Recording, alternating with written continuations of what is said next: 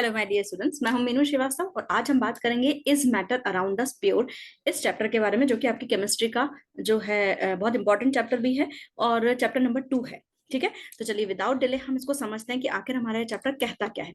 देखिए, सबसे पहले एक जनरल क्लासिफिकेशन जो है वो मैंने यहाँ इंट्रोड्यूस किया है कि जो आपका मैटर है सॉलिड लिक्विड गैस, तीनों में से कुछ भी हो सकता है, सॉलिड लिक्विड गैस। ठीक है, अब जो मैटर है वो दो तरीके का, या तो प्योर सब्सटेंस या मिक्सचर। प्योर सब्सटेंस के अंदर एलिमेंट्स और कंपाउंड्स, मिक्सचर के अंदर कोई फिक्स कंपोजिशन नहीं होता, और प्योर सब्सटेंस में एलिमेंट और कंपाउंड्स हैं। एलिमेंट जो होते हैं जो कि सिंपलर सब्सटेंस है या कह सकते हैं सिंपलर फॉर्म है, और जो कंपाउंड है वो ब्रोकन डाउन किए जा सकते हैं, लेकिन उनका एक फिक्स्ड वो बनते कैसे हैं कि जब दो एलिमेंट्स एक फिक्स कंपोजिशन में मिलते हैं तब कंपाउंड बनते हैं। फॉर एग्जांपल जैसे H2O यानी वाटर जो है, अगर हाइड्रोजन 2 और ऑक्सीजन 1 रेशो में मिलेगा तभी जो है कंपाउंड वाटर बनेगा। ठीक है, तभी वाटर का जो है कंपाउंड बन पाएगा। तो कंपाउंड जो है फिक्स कंपोजिशंस होंगे। इसमें एग्जांपल है जैसे copper, oxygen, iron, hydrogen, mercury etcetera. इसके अलावा वाटर, मैथेन, आपका वाटर, मैथेन, शुगर, सॉल्ट, ये कंपाउंड है जो कि एक फिक्स प्रोपोर्शन में ही मिलते हैं। अब उसके बाद जो है, अब मिक्सचर जो है दो तरीके के, होमोजीनस और हेट्रोजीनस। होमोजीनस पूरे जो मिक्सचर है उसमें होमोजीनस जो मिक्सचर्स होते हैं उनका कंपोजिशन यूनिफॉर्म होता है, और जो हेट्रोजीनस होते हैं उनका कंपोजिशन नॉन यूनिफॉर्म होता है। जैसे अगर शुगर को वाटर में डालेंगे तो शुगर जो है वो पूरे मिक्सचर में, पूरे वाटर में एक जैसा फैल जाएगा, और अगर हम सैंड को वाटर के अंदर डाल देंगे तो वो सेडिमेंट हो जाएगी, नीचे सेटल डाउन हो जाएगी। इसका मतलब ये है कि यहाँ पर जो है वो जो है हेट्रोजिनस सॉल्यूशन है, क्योंकि उसका कंपोजिशन अलग अलग हो रहा है। क्लियर है? चलिए आगे हम बढ़ते हैं फटाफट से प्योर सब्सटेंसेस के बारे में। प्योर सब्सटेंसेस क्या कह रहा है यहाँ पे? प्योर सब्सटेंस ये कह रहा है बेटा, प्योर सबसे हम बात कर लें प्योर सब्सटेंस पे। प्योर सब्सटेंस यानी कि वो सिंगल टाइप पार्टिकल्स के बने हुए हैं, और ये जो है they can not be broken down into simpler entities by chemical और फिजिकल मेथड, यानी कि इनको हम नॉर्मल फिजिकल और केमिकल मेथड के थ्रू जो है सिंपलर फॉर्म में ब्रोकन डाउन नहीं कर सकते, क्योंकि ये बहुत ज्यादा प्योर फॉर्म में ऑलरेडी प्रेजेंट है। ठीक है, अब यहाँ पर जो है ये आपके प्योर सब्सटेंस दो तरीके के अभी अपन ने पढ़ लिए, एलिमेंट्स और कंपाउंड्स, एलिमेंट्स और कंपाउंड्स। ठीक है, तो देखिए यहाँ पर जो है ये आपका lithium, strontium, sodium, copper, potassium, ये इस तरीके से ये बताया हुआ है आपको डायग्राम में। ये देखिए इस डायग्राम में आपको बताया हुआ है। तो यहाँ पर जो है ये आपका इस तरीके से कंपाउंड। अब देखिए यहाँ पर जो है, एक सेकेंड है ना, ये यहाँ पर जो है ये एक मिनट है ना बेटा, ये हाँ, अब ये यहाँ पर जो है ये वाला आपका, ये देखिए ये क्या है, कार्बन डाई। देखिए इस डायग्राम में अगर मैं डायग्राम टिक करूं तो ये वाला जो डायग्राम है इसके अंदर जो है आपका वो क्या क्या बना हुआ है, अमोनिया बना हुआ है। उसके बाद जो है आपका कार्बन डाइऑक्साइड, ये H2O बना हुआ है, यहाँ पे हाइड्रोजन और CO2 बना हुआ है। ठीक है, तो इस तरीके से ये क्या है, ये कंपाउंड्स है। ठीक है, तो आपका प्योर फॉर्म दो तरीके का, आपका एलिमेंट्स और कंपाउंड्स। चलिए हम आगे बढ़ते हैं। आगे हम क्या कहना चाह रहे हैं, देखिए आगे हम ये कहना चाह रहे हैं कि एलिमेंट्स अब कैसे होते हैं। एलिमेंट जो होते हैं वो आपके pure substances which are made up only one kind of the atoms. तो एलिमेंट्स के अंदर one kind of the atoms होते हैं। ठीक है, जैसे आयरन है तो आयरन एलिमेंट के अंदर प्योरली आयरन मौजूद होगा, उसमें सिल्वर नहीं होगा, तो वो आयरन एलिमेंट्स हो गया पूरा। ठीक है, ऐसे गोल्ड। अब एलिमेंट्स के तीन टाइप, मेटल, नॉन मेटल और मेटेलॉइड्स। ठीक है, अब जो है मेटल, नॉन मेटल और मेटेलॉइड्स में क्या क्या होता है वो हम देख लेते हैं। यहां पर जो है मेटल जो होते हैं मेलिएबल होते हैं। मेलिएबल मतलब कि उनको हम थिन शीट की फॉर्म में कन्वर्ट कर सकते हैं, डक्टाइल उनको थिन वायर्स की फॉर्म में कन्वर्ट कर सकते हैं, गुड कंडक्टर ऑफ हीट, ये हीट के गुड कंडक्टर हैं। उसके बाद जो मेटल, इसके अच्छा मेटल के एग्जांपल है जैसे कॉपर, सिल्वर, गोल्ड, आयरन। ठीक है, मेटलॉइड जो होते हैं, मेटलॉइड्स वो होते हैं जिनकी कुछ प्रॉपर्टीज मेटल और कुछ प्रॉपर्टीज नॉन मेटल को जो है सिमिलैरिटी देती है, यानी कि कुछ प्रॉपर्टी इनकी मेटल की जैसी होगी, कुछ नॉन मेटल की जैसी होगी। इसके एग्जांपल है सिलिकॉन, आपके आर्सेनिक। उसके बाद नॉन मेटल जो है ये नॉन मेलेबल है, यानी कि आप इनको थिन शीट की फॉर्म में और पेपर और वायर की फॉर्म में कन्वर्ट नहीं कर सकते। ये बैड कंडक्टर ऑफ हीट होते हैं, जैसे सल्फर है, ऑक्सीजन है। क्लियर है? तो जैसे यहाँ पर मैंने जो है एग्जाम्पल भी दिया हुआ है, ये देखेंगे आप, ये जो अगर ये देखे रहे हैं ये डायग्राम अगर आप देख रहे हैं तो मेटल जो है, मेटल यहाँ पर जो मेटल जैसे कॉपर बना हुआ है वो गुड कंडक्टर लिखा हुआ है। आपका मेटल और जो सिलिकॉन जो है दैट इज सेमीकंडक्टर, यानी कि इसकी कंडक्टिविटी मेटल से कम है लेकिन नॉन मेटल से अच्छी है। और नॉन मेटल में जैसे ग्लास लिखा हुआ है, ये इंसुलेटर है। ठीक है, तो यहाँ पर जो है इतनी बात हमारी क्लियर होती है। चलिए अब हम बात कर लेते हैं यहाँ पर मेटल, नॉन मेटल और मेटलॉइड्स की जल्दी से। ठीक है, ये सॉलिड मटेरियल होते हैं, हार्ड होते हैं, शाइनी होते हैं। इनकी अपीयरेंस कैसी होती है? शाइनी होती है, डक्टाइल होते हैं, मेलिएबल होते हैं। इन दोनों टर्म्स को आप पहले भी पढ़ के आ रहे हैं और अभी भी मैंने बता दिया है। इलेक्ट्रिकल और थर्मल कंडक्टिविटी के गुड कंडक्टर्स होते हैं, एल्यूमिनियम, कॉपर, आयरन, टिन और गोल्ड। नॉन मेटल जो होते हैं ब्रिटल होते हैं, मतलब बहुत आसानी से टूट जाते हैं। नॉन मेलिएबल और नॉन डक्टाइल होते हैं, पुअर कंडक्टर है, जैसे कार्बन और बोरोन। उसके बाद जो मेटलॉइड्स होते हैं, जिनकी सब कुछ प्रॉपर्टीज मेटल और कुछ प्रॉपर्टीज नॉन मेटल के जैसी होती है, जैसे बोरोन है, सिलिकॉन है। सॉरी, बोरोन यहाँ पर नहीं आएगा, ये ध्यान रखिएगा। बोरोन सिलिकॉन जो है ये आपका यहाँ आएगा, ये बोरोन यहाँ भी ऐड हो गया, इसको ठीक कर लीजिएगा आप। ठीक है, जर्मेनियम, या आप ये जो है बोरोन को कट ही कर दीजिए अगर ये कंफ्यूज कर रहा है आपको, तो सिलिकॉन और जर्मेनियम। ठीक है, तो ये जो है आप बोरोन को कट कर दीजिए, कार्बन, ठीक है, और यहाँ पर सिलिकॉन और जर्मेनियम। इतनी बात क्लियर है? वो शायद बाय मिस्टेक ऐसा हो गया है। ठीक है, अब यहाँ पर जो है अब हम आगे बात कर लेते हैं हमारी। अब हम बात करते हैं कंपाउंड्स की। कंपाउंड जो है हमारा, कंपाउंड क्या कहता है? कंपाउंड जो है is formed by combining two और more elements in the defining definite ratio. देखो कंपाउंड में ये बहुत इंपॉर्टेंट है। कंपाउंड जो है, कंपाउंड को आप मिक्सचर नहीं कह सकते, क्यों? क्योंकि मिक्सचर में कोई भी रेशो फिक्स नहीं होता, लेकिन कंपाउंड्स के अंदर रेशो फिक्स होता है। और ये जो रेशो है वो जो है ये कह सकते हैं कि जैसे वाटर है, वाटर में ये रेशो 2:1 का होगा, 2:1 का होगा। ऑक्सीजन में ये 1:1 का होगा। नाइट्रोजन डाइऑक्साइड, इसके अंदर ये नाइट्रोजन के लिए ये 1 होगा और ऑक्सीजन के लिए रेशो 2 होगा। ठीक है, इसके अलावा हम ये कह सकते हैं कि it can be decompose into the constituent elements by the suitable chemical method, यानी कि इनको हम डिकम्पोज कर सकते हैं, इनको हम इनके कॉन्स्टिट्यूएंट एलिमेंट्स में तोड़ सकते हैं और सुटेबल केमिकल मेथड लगा के। इतना क्लियर है? चलिए फटाफट से हम अब आगे बढ़ जाते हैं। मिक्सचर, मिक्सचर जो है, मिक्सचर क्या कह रहा है हमारा? मिक्सचर हमारा ये कहना चाह रहा है बेटा, देखिए मिक्सचर ये हमारा ये कह रहा है कि मिक्सचर जो है मोर देन वन काइंड के प्योर फॉर्म के मिलने से बने हुए हैं। ठीक है, और इसमें कोई भी जो है फिक्स रेशो नहीं होता है। It is made up of 2 और मोर एलिमेंट्स और compound mixed in any ratio और प्रोपोर्शन। ठीक है, अब मिक्सचर की प्रॉपर्टीज क्या है? इट मे बी होमोजीनस और इट मे बी हेट्रोजीनस, और जो है ये the properties of constituent substance are retain. अब देखिए मिक्सचर के अंदर भले ही, जैसे अगर आपने पानी के अंदर सैंड डाला है, पानी के अंदर जो है अगर आपने सैंड डाल दिया है तो वो एक तरह का मिक्सचर ही है, लेकिन वहां पर सैंड अपनी प्रॉपर्टी भी शो करेगा, पानी अपनी प्रॉपर्टी शो करेगा। तो वही चीज है कि the properties of constituent substance are retained, no new compound is form. यानी कि पानी के अंदर अगर आपने सैंड डाल दिया तो कोई नया कंपाउंड नहीं बन रहा है। क्यों? क्योंकि वो एक दूसरे में, एक दूसरे को कह सकते हैं एक दूसरे को अपना ही नहीं रहे हैं, वो हेट्रोजेनस मिक्सचर है। Elements can be separated by simple physical processes, और इनको सिंपल फिजिकल प्रोसेसेस जैसे जो है आप हैंड पिकिंग, फिल्ट्रेशन, इस तरीके के मेथड से आप इसको सेपरेट आउट कर सकते हैं। क्लियर है? चलिए अब हम बात कर लेते हैं यहाँ पर टाइप्स ऑफ मिक्सचर की। टाइप्स ऑफ मिक्सचर जो है ये क्या कहता है? टाइप्स ऑफ मिक्सचर जो है ये होमोजीनस मिक्सचर, होमोजीनस मिक्सचर में हम जैसे हम ये कहें, इसको मैं यहाँ पर रख देती हूँ अपना फोटो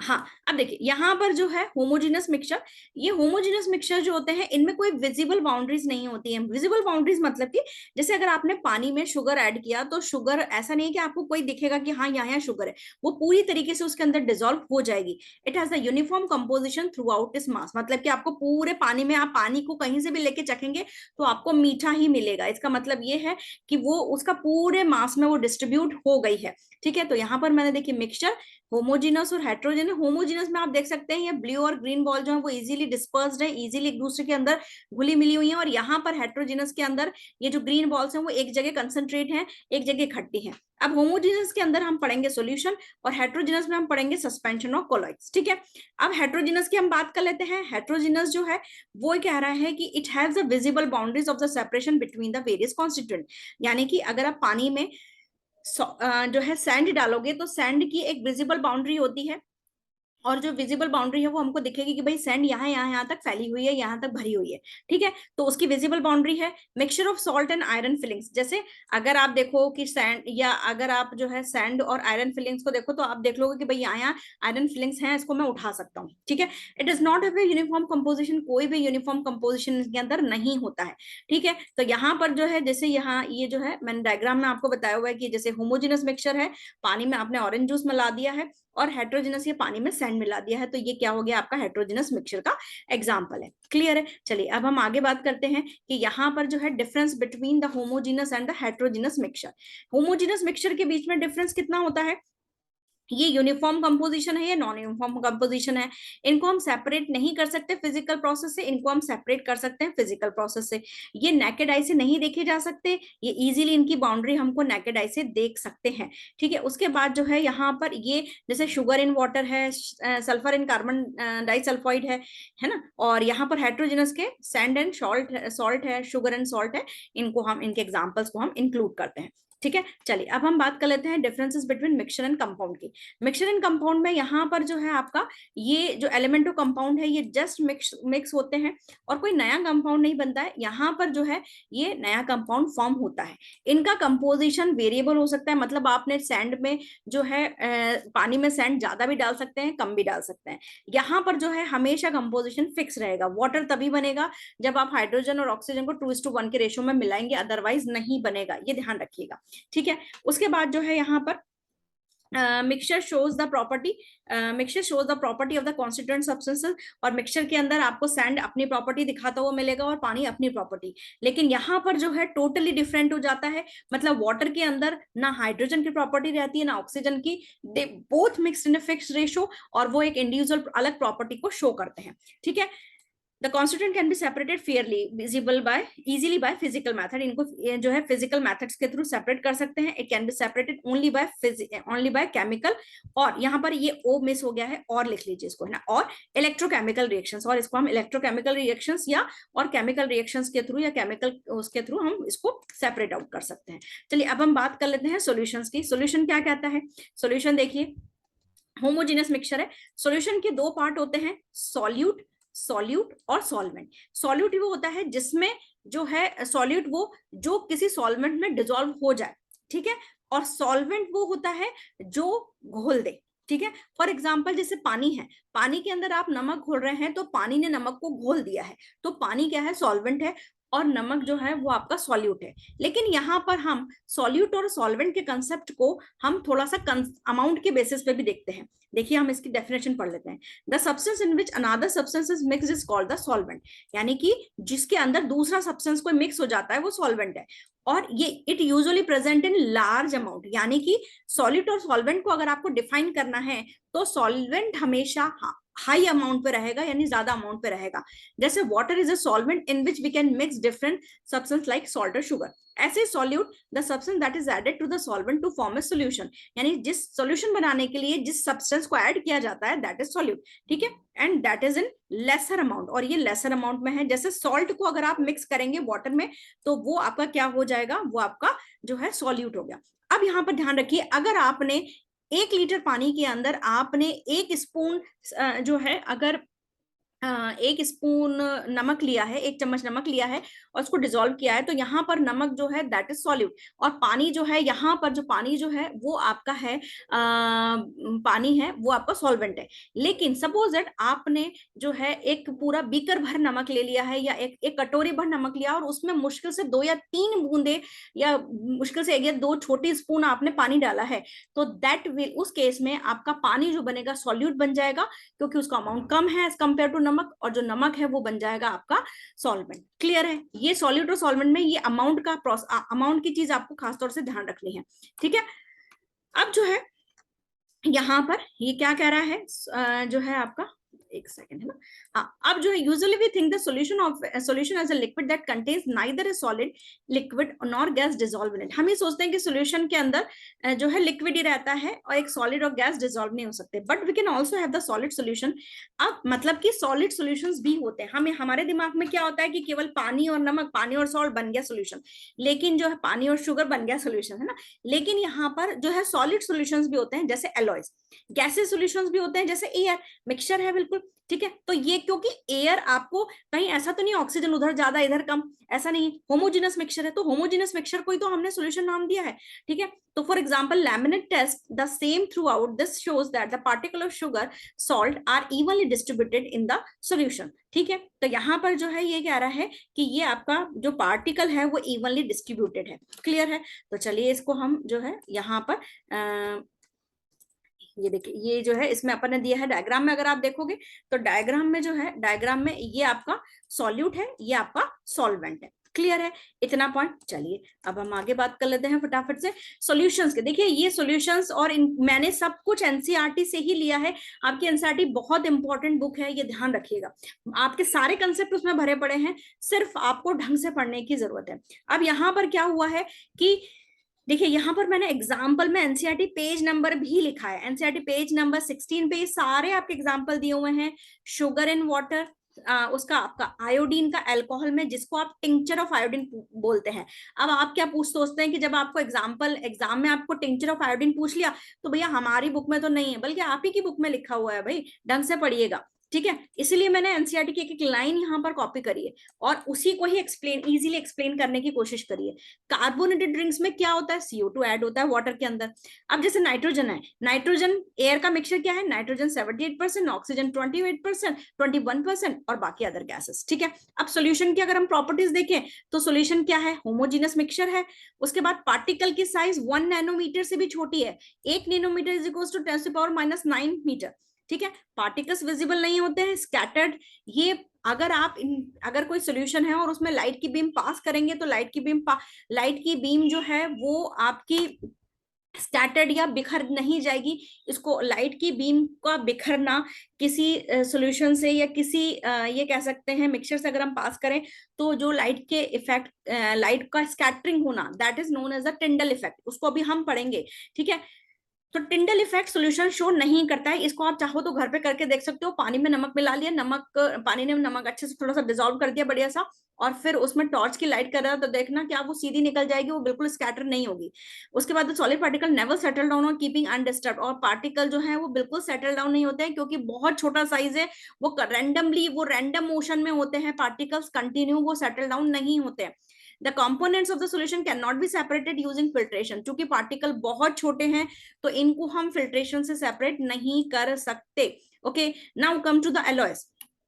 एलॉयस क्या कहता है भैया, एलॉयस की बात कर लेते हैं फटाफट से। एलॉयस जो है इट्स ए मिक्सचर ऑफ 2 और मोर मेटल। अभी देखिए, अभी हमने कहा कि एलॉयस भी सॉल्यूशन है, वो सॉलिड सॉल्यूशन है। तो अगर आपसे सॉलिड सॉल्यूशन का एग्जांपल पूछे तो आप आंख बंद करके एलॉयस लिखेंगे, ठीक है। और इनको हम जो है और इसमें मेटल जरूरी नहीं है एलॉयस में मेटल ही मेटल हो, 2 और मोर मेटल, इसमें मेटल्स भी हो सकते हैं, मेटल और नॉन मेटल जो है उनको भी, वो भी इसका एलॉयस के अंदर हो सकते हैं। And can not be separated into their component by physical method. Actually इनके लिए हमें जो है कुछ अलग मेथड्स लगाने पड़ते हैं नॉर्मल फिजिकल मेथड से, जैसे हैंड पिकिंग है, फिल्ट्रेशन है, इवोपरेशन है, इस तरीके के मेथड से सेपरेट नहीं होते, ठीक है। अब यहाँ पर जैसे एग्जांपल है, जैसे स्टील है, स्टील में आयरन मेटल और कार्बन है ना, स्टील में हम आयरन और कार्बन को जो है उसका कह सकते हैं कॉम्बिनेशन बिठाते हैं। ब्रॉन्ज के अंदर कॉपर और टिन का बिठाते हैं, ब्रास के अंदर कॉपर, जिसमें कॉपर जो है 70%, जिंक जो है 30%, ठीक है। ये लिखा हुआ है एनसीईआरटी में, तो प्लीज इस पे भी बहुत अच्छे से कंसंट्रेट करिए। अब देखिए यहाँ पर जो है ब्रॉन्ज जो है which was the one of the first alloys created by human. तो ब्रॉन्ज जो है वो सबसे पहला, ब्रॉन्ज के अंदर क्या क्या मिला है, कॉपर और टिन, और ब्रॉन्ज जो है सबसे पहला एलॉय है जिसको क्रिएट किया गया है, ठीक है। चलिए फटाफट से अब हम बात कर लेते हैं आगे। कंसंट्रेशन ऑफ सोल्यूशन जो है इसको हम देख लेते हैं कि क्या कहता है हमारा कंसंट्रेशन ऑफ सोल्यूशन। देखिए जो है डाइल्यूट, अनसैचुरेटेड, कंसंट्रेटेड और सैचुरेटेड। चलिए, a solution in which the concentration of the solute is much less than of the solvent, यानी कि डाइल्यूट सॉल्यूशंस किन्हें कहते हैं, जिनमें सॉल्वेंट का अमाउंट बहुत बहुत बहुत ज्यादा हो लेकिन सॉल्यूट का अमाउंट बहुत कम हो। If we mix 1 gram of salt in 500 ml water, then the solution is said to be diluted. ठीक है? If we keep on adding the solute in a solution, there comes a point where no more solid dissolve in the solution. This is called the saturation point. यानी कि अभी अपन देखेंगे saturated solution क्या है, यानी कि अगर हम किसी पानी जैसे हमने कोई फिक्स्ड अमाउंट वाटर लिया और उसमें हम सॉल्ट डालते जा रहे हैं डालते जा रहे हैं डालते जा रहे हैं डालते जा रहे हैं, लेकिन एक स्थिति ऐसी आई और जो सॉल्ट है वो घुलता जा रहा है घुलता जा रहा है घुलता जा रहा है, लेकिन एक स्थिति एक कंडीशन ऐसी आएगी कि अब सॉल्ट उसमें डिसॉल्व नहीं होगा, एंड दैट कंडीशन पे हम उस सॉल्यूशन को बोलते हैं सैचुरेटेड सॉल्यूशन। यानी कि अब ये फिलहाल सैचुरेट हो चुका है, अब इसके अंदर बिल्कुल भी पार्टिकल्स नहीं, स्पेस नहीं है कि जो कि इस सॉल्यूट को अपने अंदर पैक कर ले। Okay, now come to the unsaturated solution, a solution in which we can add more solute to achieve a saturation level। अब सैचुरेटेड अनसैचुरेशन सॉल्यूशन क्या है, जिसके अंदर अभी सैचुरेशन नहीं आया है, मतलब जैसे पानी है, आप उसमें सॉल्ट डाल रहे हैं डाल रहे हैं डाल रहे हैं डाल रहे हैं, तो that is already her time जो है वो जब तक उसमें सैचुरेशन लेवल ना जाए उससे पहले तक आप उसको क्या बोलेंगे, unsaturated solution. At a given temperature a is called the unsaturated. ठीक है, अब जो है A dilute solution is can be called as unsaturated solution। तो dilute solution को आप unsaturated बोल सकते हो। अब concentrated solution, अब concentrated solution जो है वो भी आपका क्या है, unsaturated solution। बस जो डाइल्यूट सॉल्यूशन है उसमें सॉल्यूट का कंसंट्रेशन बहुत बहुत कम है, लेकिन कंसंट्रेटेड में सॉल्यूट का कंसंट्रेशन बहुत बहुत बहुत ज्यादा है। ए solution with the large amount of solvent is called the concentrated solution. जैसे अगर आप देखेंगे पानी के अंदर आप शक्कर डाल रहे हो, शक्कर डाले जा रहे हो, शक्कर डाल रहे हो, तो दैट मतलब आपने 1 लीटर में आपने 2-3 चम्मच डाल दिया, that is the dilute solution. लेकिन आपको जब चाशनी बनानी होती है तो पानी में आप डाले जा रहे हो डाले जा रहे हो और उसको अच्छा सा जो है गाढ़ा कर लेते हो, तो दैट इज कंसंट्रेटेड सॉल्यूशन। और एक लेवल की बात देखोगे कि आप नीचे उसका क्रिस्टल बनने लग जाते हैं, तो that is saturated solution. Clear है यहाँ पे पॉइंट। अब उसके बाद जो है यहाँ पर क्या कह रहा है वो, when no more amount of solute can be dissolved in a, अब हम पढ़ रहे हैं डेफिनेशन सैचुरेटेड सॉल्यूशन की, when no more amount of solute can be dissolved in a solution at a given temperature it's called the saturated solution। यानी कि अब इससे ज्यादा उसमें उस at a given temperature, देखिए यहाँ पर मैंने एक पॉइंट ऐड किया है at a given temperature, ये पॉइंट ऐड करना बहुत जरूरी है। आप बोलोगे क्यों, क्योंकि टेम्परेचर को जैसे ही आप फ्लक्चुएट करते हो, आप ऊपर नीचे करते हो, तो सॉल्युबिलिटी पे इफेक्ट आता है। यानी कि सपोज दैट कि आप जिस सॉल्यूशन को सैचुरेटेड सॉल्यूशन बोल रहे हो और अगर आपने खुदा ना खास्ता उसका थोड़ा सा टेम्परेचर बढ़ा दिया, तो वो सैचुरेटेड की जगह वो अभी कंसंट्रेटेड सॉल्यूशन पे आ जाएगा। मतलब कि वो अगर आपने जो सैचुरेटेड सॉल्यूशन है उसमें अगर आप उसका टेम्परेचर बढ़ा रहे हो और उसमें थोड़ा सा और शक्कर डालना शुरू कर रहे हो, तो वो डिसॉल्व हो जाएगी। यानी कि टेम्परेचर बढ़ाने से पार्टिकल्स के बीच में जो है इंटर पार्टिकल डिस्टेंसेस बढ़ती हैं, जिसकी वजह से वो और ज्यादा सॉल्यूट को एकोमोडेट कर लेता है। ठीक है, क्लियर है। तो इसीलिए ये जो पॉइंट है गिवन टेम्परेचर, ये करना बहुत जरूरी है। आप लोग बोलते हैं कि साइंस में हमारे मार्क्स नहीं आते क्योंकि you are not at all concentrating on the terms. ठीक है, आप सोचते हो लिख दोगे कुछ भी, आप जो है कुछ भी लैंग्वेज लिखते हो तो उसमें मार्क्स नहीं आएंगे बेटा। ठीक है, you have to give your scientific languages, ये साइंस का रूल है। ठीक है, चलिए हम फटाफट से हम बात कर लेते हैं कि हमारा जो है कंसंट्रेशन ऑफ सॉल्यूशन क्या कहता है बेटा आगे। अब देखिए कंसंट्रेशन ऑफ सॉल्यूशन के लिए कुछ जो है कुछ पॉइंट है, ये जैसे आपका ये आपका जैसे मास, ये सबसे mass by mass percentage of solution, यानी कि आप कंसंट्रेशन को जो है आप अलग अलग फॉर्म में निकाल सकते हो। कौन कौन से फॉर्म में, देखिए हमारे पास जो है ये यहाँ पर जो है ये मास बाय मास परसेंटेज, इसमें कलर में मजा नहीं आ रहा है, इसमें मैं दूसरा कलर देती हूँ। हाँ, मास बाय मास परसेंटेज, यानी कि अगर आप कोई किसी कंसंट्रेशन को डिफाइन करना चाहते हैं, कंसंट्रेशन ऑफ सॉल्यूशन मतलब कि सॉल्यूशन की टर्म को आप कैसे बताओगे कि इसके अंदर कितना सॉल्यूट है कितना सॉल्यूशन है, इसके लिए हमने जो है बात जो टर्म बोली है that is the concentration of solution. अब यहाँ पर जो है उसके लिए आप मास बाय मास परसेंटेज, ठीक है, इसमें mass of solute upon mass of solution into 100, percentage जहां भी लगेगा 100 का रोल आएगा, ये ध्यान रखिएगा। Mass by volume percentage, mass of solute upon volume of solution into 100, volume by volume percentage, volume of solute upon volume of solution into 100। Clear है यहाँ पर ये पॉइंट। अब देखिए ये कुछ क्वेश्चंस जो हैं वो हमें करने हैं। ठीक है, ये कुछ क्वेश्चन जो हैं वो हम कर लेते हैं फटाफट से इन क्वेश्चंस को। देखिए वो क्या कह रहा है, पहले उस क्वेश्चन को पढ़ लीजिए। What the mass of solute, what the mass of solute is needed to take up the 100 gram of 3.4% of solution. अब देखिए यहाँ पर, अब वो कह रहा है कि 3.4% सोल्यूशन चाहिए। अगर वो 3 यानी कि इसका मतलब ये वाला फॉर्मूला इसमें लगाना है, मास बाय मास परसेंटेज, यानी कि वो कितना। अब देखिए यहाँ पर जो क्या क्या दे रखा है वो देख लेते हैं कि 3.4 दे रखा है, 3.4 दे रखा है ना, इक्वल्स टू, अब यहाँ पर मास ऑफ सॉल्यूट पूछा है तो मैंने मान लिया x अपॉन 100 ग्राम जो है what is the mass of the solute is needed to make 100 gram. तो यहाँ पर सॉल्यूशन का कितना दे रखा है बेटा, 100 दे रखा है, और यहाँ पर परसेंटेज के लिए इनटू 100 है। अब देखिए इसको मैं सॉल्व करती हूँ, तो 100 से ये 100 से 100 कैंसिल हो जाएगा। अब यहाँ पर जो है x इज इक्वल टू कितना आएगा, x इज इक्वल टू आपका आएगा 3.4 ग्राम। क्लियर है, तो इसका आंसर कितना होगा, 3.4 ग्राम। इनके आंसर्स मैंने नहीं दिए हुए इसलिए मैं आपको सॉल्व करके बता रही हूँ। इतना क्लियर है। चलिए जल्दी से हम सेकंड क्वेश्चन की तरफ पढ़ते हैं। What is the percentage by mass of the solution made by dissolving 10 gram of NaCl in 180 gram of water. यानी कि वहां पर वो क्या कह रहा है कि 180 ग्राम ऑफ वाटर जो है मास परसेंटेज चाहिए, मास बाय मास परसेंटेज चाहिए। तो देखिए what is the percentage by mass of a solution made by dissolving 10 gram of NaCl into 180 gram of water. यानी कि सॉल्यूट का मास कितना है बेटा, 10 है, सॉल्यूट का मास है 10, और मास ऑफ सॉल्यूशन कितना है, यहाँ पर मास ऑफ सॉल्यूशन कितना है, देखिए सॉल्वेंट का 180 और आपका NaCl का 10, तो 180 आपको नीचे जो लिखना है मास ऑफ सॉल्यूशन लिखना है, तो 180 प्लस 10 कितना हो जाएगा, 190। क्लियर है, और आप इनटू जो है 100 कर लीजिए, इनटू 100 कर लीजिए, ठीक है, इनटू 100 कर लीजिए, ठीक है। अब यहाँ पर कितना हो गया, ये 0 से 0 कैंसिल हो गया, ये 0 से 0 ये यहाँ पर कैंसिल हो गया है। अब हम आगे जो है 100 अपॉन 90 कर देंगे, इसमें 100 अपॉन 90 कर देंगे। अब इसको आप इससे डिवाइड कर दो, मैं भी यहाँ पर जो है कैलकुलेटर से ही डिवाइड करके देख रही हूँ, ठीक है। अब जो है 100 को 90 से कुछ अपन करेंगे तो देखिए, हाँ ये आएगा 5.26, यानी कि ये कितना आ जाएगा बेटा, 5.26, ये आंसर आ गया इसका 5.26, ठीक है। तो ये हो जाएगा इसका आंसर। क्लियर है। नेक्स्ट क्वेश्चन की तरफ हम आगे बढ़ते हैं, इसको मैं क्लियर कर रही हूँ। नेक्स्ट आगे हम बढ़ रहे हैं। what is the percentage concentration of sugar in pink lemonade if 28 gram of sugar is added to 209 gram of water।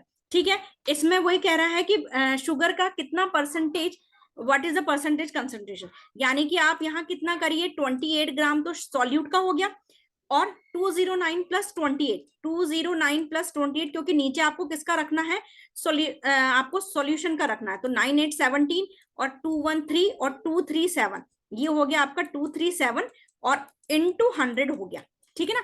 अब इसको मैं सीधे सीधे से कैलकुलेटर से सॉल्व करके बता देती हूँ आपको। 2800 डिवाइडेड बाय 237, तो ये हो गया आपका, हो गया ये 11 पॉइंट समथिंग, ये हो गया 11.81 समथिंग, 11.81 समथिंग। क्लियर है, तो ये क्वेश्चन सॉल्व हो गए। अब हम बात कर लेते हैं यहाँ पर सॉलिबिलिटी की, ठीक है। अब हम यहाँ पर सॉलिबिलिटी, अब हमारा सस्पेंशन और कॉलाइड है ना, ये चीजें हमारी, और टिंडल इतना हमको पढ़ना है जेल तक, ठीक।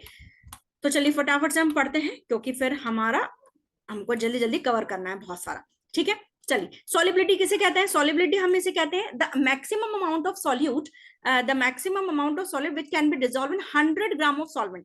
यानी कि अगर हम देखें कि सॉलिबिलिटी, अगर हमें कह रहे हैं कि जो है शुगर की सॉलिबिलिटी कितनी है, तो शुगर की सॉलिबिलिटी के लिए हमें उसे 100 ग्राम पानी में डिसॉल्व करना पड़ेगा, और कितना मैक्सिमम अमाउंट 100 ग्राम पानी में हम उसको डिसॉल्व कर सकते हैं, ठीक है। एक पर्टिकुलर टेम्परेचर पे, बार बार मैं आपको बोल रही हूँ, at particular temperature, at a fix temperature, ये वर्ड आपको लगाना ही पड़ेगा, और इसको हम क्या बोलते हैं, सॉलिबिलिटी।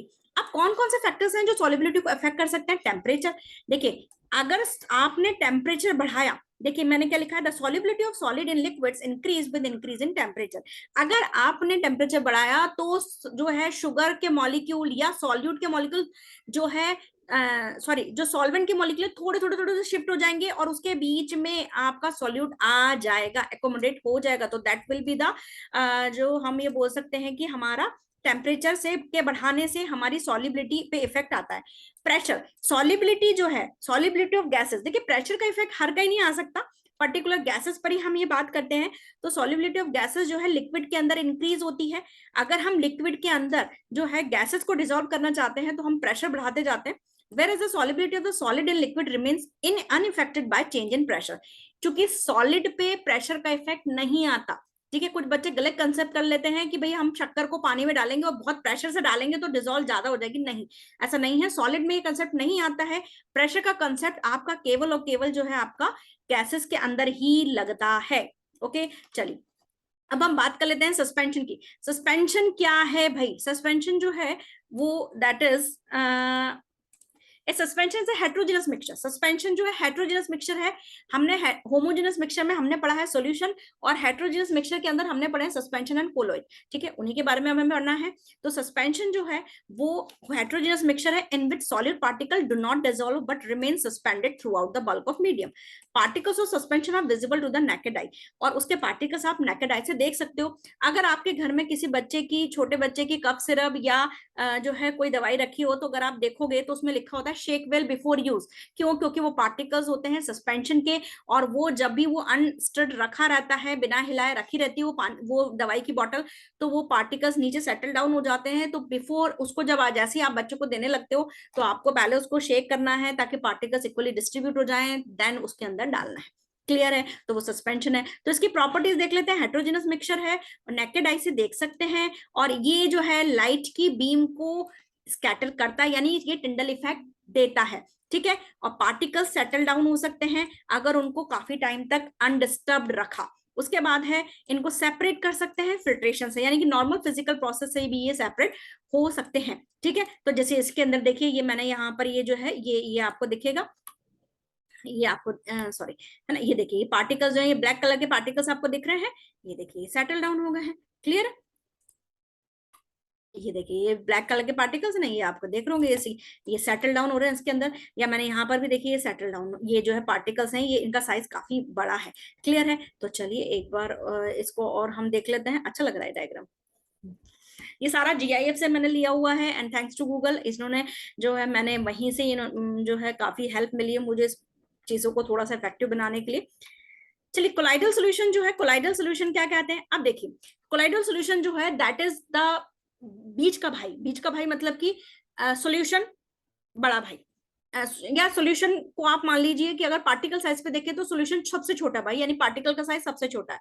सस्पेंशन के पार्टिकल सबसे बड़े हैं, और इसीलिए वो जो है टिंडल इफेक्ट भी शो करते हैं, और उसके बाद जो है पार्टिकल्स को आप नेकेड आई से देख भी सकते हैं। तो वो सबसे बड़ा भाई, सस्पेंशन सबसे बड़ा भाई, सॉल्यूशन सबसे छोटा भाई, क्योंकि पार्टिकल साइज 1 नैनोमीटर से भी छोटा है। लेकिन जो कोलाइड है वो बीच का भाई है, यानी कि पार्टिकल्स का साइज बहुत मतलब मीडियोकर है।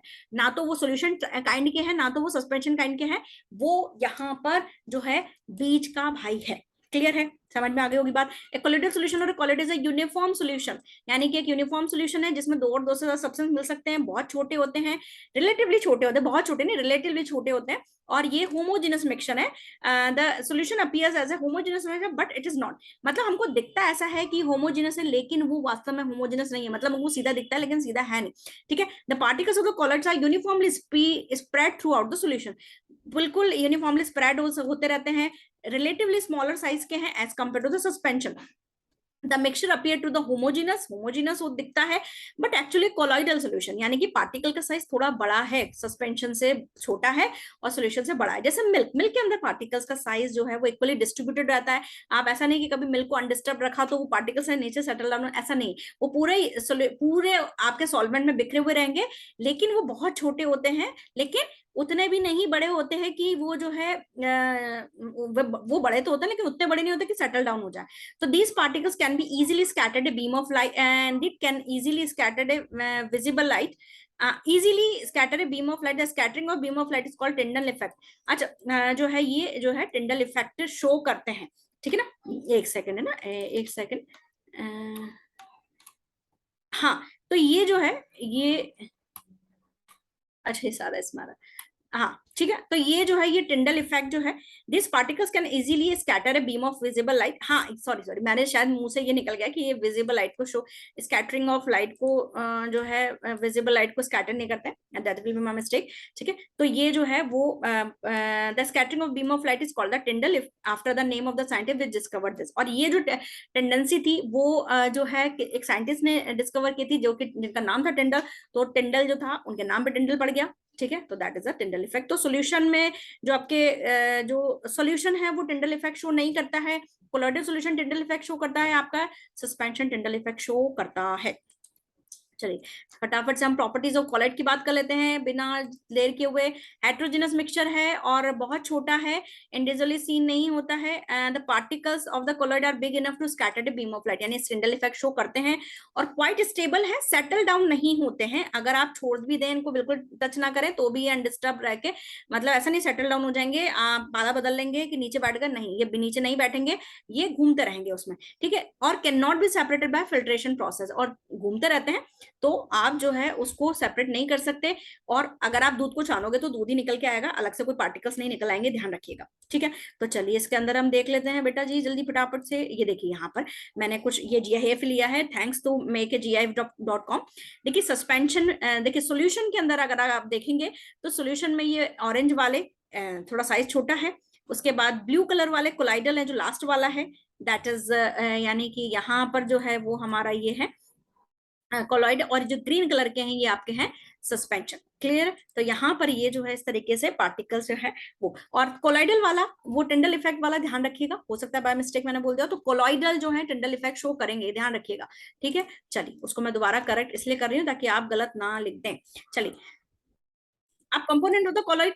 अब देखिए कॉलॉइड्स के दो कंपोनेंट होते हैं, जैसे हम सॉल्यूशन के दो कंपोनेंट बताते हैं ना बेटा, सॉल्यूशन के दो कंपोनेंट हम बताते हैं कि आपका जो है सॉल्यूट है और सॉल्वेंट है, उसी तरीके से यहाँ पर हमारे कॉलॉइड के दो कंपोनेंट होते हैं, डिस्पर्स्ड फेज और डिस्पर्सिंग मीडियम। डिस्पर्स फेज जो होता है वो डिस्पर्स पार्टिकल जो कि सॉल्यूट लाइक कंपोनेंट्स होते हैं, यानी कि सॉल्यूट को यहाँ पर आपने डिस्पर्स्ड फेज बोल दिया, डिस्पर्स मतलब जो बिखरा हुआ है, और डिस्पर्सिंग मीडियम मतलब कि जिसमें डिस्पर्स फेज बिखरी हुई है, यानी कि आप सॉल्वेंट को डिस्पर्सिंग मीडियम बोल रहे हैं किसके रेफरेंस में, कॉलॉइड के रेफरेंस में। क्लियर, ठीक है, तो डिस्पर्स्ड फेज मतलब कि सॉल्वेंट, डिस्पर्स फेज मतलब कि सॉल्यूट, और डिस्पर्सिंग मीडियम मतलब कि सॉल्वेंट। क्लियर है, अब यहां पर ये देखिए ये मैंने पूरा एनसीईआरटी से ही लिया है। अगर डिस्पर्स्ड फेज लिक्विड है और डिस्पर्सिंग मीडियम गैस है, तो इसका एग्जांपल है, जैसे इसका आप एग्जांपल जैसे क्लाउड है, मिस्ट है, फॉग है। सॉलिड और गैस के अंदर जो है वो स्मोक, गैस और लिक्विड के अंदर फोम, जैसे शेविंग क्रीम के अंदर होता है, लिक्विड लिक्विड के अंदर है जैसे इमल्शन, सॉलिड और लिक्विड के अंदर है जैसे सोल। ठीक है, सोल जैसे एग्जांपल है मिल्क ऑफ मैग्नीशिया, गैस और सॉलिड के अंदर है। कई बार बच्चों के एग्जाम में सोल की डेफिनेशन पूछ लेते हैं, इस पॉइंट पे नोट डालिएगा, मैं इसको दूसरे कलर से हाईलाइट कर देती हूँ, तो ये चीज आपको ध्यान रहेगी। ये है सोल, ये इंपॉर्टेंट है। सोल क्या कह रहा है, सोल की वो डेफिनेशन पूछते हैं बेटा, सोल की डेफिनेशन में आपको ये बोलना है कि सोल इज अ फेज और it's a kind of the colloidal solution in which the solid is the dispersed phase whereas the liquid is the dispersing media। Clear है, यानी कि सॉलिड है डिस्पर्स्ड फेज और लिक्विड जो है dispersing medium, जो कि जिसका एग्जांपल है मिल्क ऑफ मैग्नीशिया। क्लियर है, तो सॉल्ट की डेफिनेशन मैंने देखी गई है कि कई सारे एग्जाम्स में पूछी है, इसलिए ध्यान रखिएगा, क्योंकि बच्चे भूल जाते हैं इस चीज को। अब यहाँ पर लिक्विड और सॉलिड जो है जैसे जेल, ठीक है, तो जेल जेल की डेफिनेशन वैसे मैंने अपने नोट्स में इंक्लूड कर दी है। सॉलिड और सॉलिड जो है वो आपके मिल्की ग्लास वगैरह ये है। क्लियर है, अच्छा एक और चीज मुझे इन्फॉर्मेशन कन्वे करनी थी बेटा, मैं अपने नोट्स का PDF का लिंक भी आपको शेयर कर दूंगी नेक्स्ट वीडियो से, और जैसे ही जो है इन सभी के आ जाएंगे लिंक, वो मैं आपको फिर इंटीमेट कर दूंगी कि भाई जो है इनके PDF फॉर्म भी होगा, ताकि अगर आपको नोट्स अगर डाउनलोड करने हैं तो आप उस PDF पे क्लिक करेंगे तो आपको नोट्स मिल जाएंगे। क्लियर है, तो वो दिक्कत भी आपके सॉल्व हो जाएगी। ठीक है, टिंडल इफेक्ट, टिंडल इफेक्ट भाई टिंडल साहब क्या कह रहे थे, टिंडल साहब ये कह रहे थे कि लाइट को अगर the scattering of the light by the colloidal particles known as the Tyndall effect, यानी कि अगर लाइट गिराओगे और लाइट जो है, ये तो ज्यादा ही बड़ा हो गया, हम ज्यादा ही बड़े हो गए। हाँ, अगर लाइट गिराओगे आप तो ये जो लाइट है वो एक सेकंड है ना, हाँ, तो टिंडल इफेक्ट ये कह रहा है कि अगर आप लाइट बढ़ाओगे तो लाइट गिराओगे तो वही जो है वो आपकी लाइट को बिखेर देगा। When a fine beam of the light is pass through colloid particles, colloid scatter the beam of the light, we can pass of the light in the solution. For example, when a ray of light enters a dark room is scattered by dust particle present in the air, we can see the path of the light clearly. यानी कि अगर आप एक dark room में, जैसे आपने फिल्मों वगैरह में भी देखा होगा कि एक डार्क रूम में सब ऐसे अंधेरा सा हो रहा है और एक कोने से जो है पार्टिकल्स या पार्टिकल्स नहीं, सॉरी, सूरज की रोशनी आ रही है, या कहीं से आप बीम ऑफ लाइट अगर आप उसमें डाल रहे हैं तो वो पार्टिकल्स उस लाइट को बिखेर देते हैं, एंड दैट, और उसमें आपका पाथ क्लियर दिखाई देता है, तो दैट इज द आपका टिंडल इफेक्ट। क्लियर है? तो ये जो है आगे अपन पढ़ लेते हैं। टिंडल इफेक्ट जो है क्या कह रहा है ये आपका, टिंडल इफेक्ट जी क्या कह रहे हैं। अब देखिए, Tyndall effect can be observe when the sunlight through a canopy of the dense forest, in the forest mist contain tiny droplets. अब देखिए, ये कैनोपी मतलब कि, कैनोपी मतलब कि आपके इस तरीके से जो ट्रीज होते हैं वो इस तरीके से ऐसे बना लेते हैं, ठीक है, एक पूरा का पूरा। ठीक, तो टाइनी ड्रॉपलेट्स जो है, और जब उसमें गिरती हैं मिस्ट की, यानी कि ये आप बोल सकते हो कि बहुत बारीक बारीक बूंदे होती हैं, उसकी बूंदे, तो वो ऐसे उसमें क्या होता है कि जब आपकी सन की रोशनी गिरती है तो वो ऐसा बिखर जाती है सन की रोशनी पूरे में। तो इस तरीके से, जैसे मैंने एनसीईआरटी से ही डायग्राम लिया है, तो इस तरीके से आप ये देखोगे कि लाइट आ रही है और ये पूरी बिखर रही है, और उन मिस्ट के थ्रू ये काम हो रहा है। क्लियर है? तो ये टिंडल इफेक्ट हो गया। अब हम बात कर लेते हैं जेल और इमल्शन की। जेल क्या कह रहा है, कोलोइडल सॉल्यूशन डिस्पर्स फेज जो है लिक्विड है और डिस्पर्सिंग मीडियम क्या है, सॉलिड है, तो इसको हम बोलेंगे जेल। इसका एग्जांपल आप उस लिस्ट से ले लीजिएगा। और इमल्शन किसको कह रहे हैं, जिसके अंदर डिस्पर्स फेज लिक्विड है और डिस्पर्सिंग मीडियम भी लिक्विड है, उसको हम बोलेंगे इमल्शन। क्लियर है? तो यहां पर जो है आपका जेल और इमल्शन वाला पॉइंट खत्म होता है। इस वीडियो को हम यहीं स्टॉप करते हैं। हम सेपरेटिंग ऑफ द कंपोनेंट जो है वो नेक्स्ट वीडियो में बात करेंगे, क्योंकि वीडियो ऑलरेडी बहुत लंबा हो रहा है। चलिए, टिल देन जो है बाय बाय। आई थिंक आपको लेक्चर समझ में आया होगा। कोई भी डाउट है कमेंट सेक्शन में पूछिए, अदरवाइज प्लीज लाइक शेयर और सब्सक्राइब तो कर दीजिए ना। ठीक है, चलिए, थैंक यू, बाय बाय।